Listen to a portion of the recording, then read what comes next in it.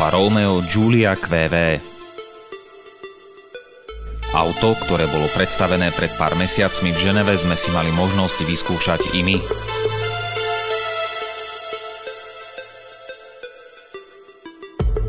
Nová Alfa prišla na trh v troch modelových verziách: základnej Giulia, prostrednej Super a vrcholnej Quadrifoglio. Tie slabšie sa od najostrejšej verzie na pohľad líšia len minimálne. Nemajú výduchy na kapote a blatníkoch, dokonca ani spoiler na veku kufra a difúzor pod zadným nárazníkom. My sme si vyskúšali práve tú najostrejšiu, z ktorej sme boli doslova unesení.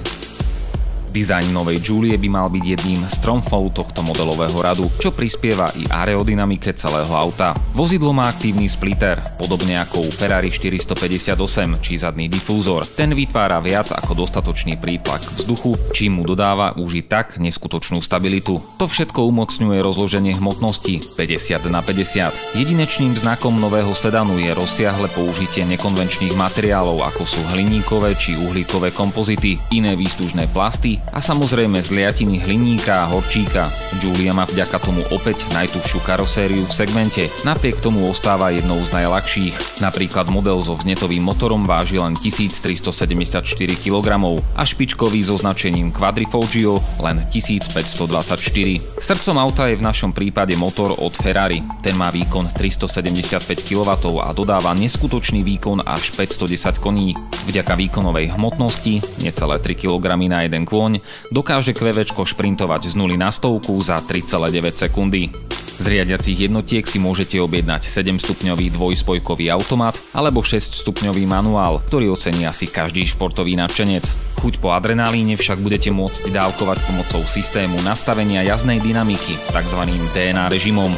Za ústupok Bruselu možno považovať aj systém vypínania dvoch valcov. Pri pohľade do vozidla nás okamžite zaujala prístrojová doska. Panel stavia na tradíciách vyjadrených dvojicou kruhových prístrojov vo výrazných tubusoch, ktorých tvar evokuje superkupé Alfa Romeo Montreal. Tie doplňa dvojica displejov, jeden priamo pred volantom, ten má 3,5 palca a v strede palubnej dosky druhý, ktorý má až 7 palcov. Celkové spracovanie považujeme za veľmi dobré. Sedačky sú veľmi dobre tvarované a podľa zvolenej výbavy vozidla ich budete mať napríklad v športovom prevedení. Aj tie však svojim tvarom ponúkajú spoľahlivú oporu vo všetkých smeroch a vodič si na nich ľahko nájde správnu pozíciu.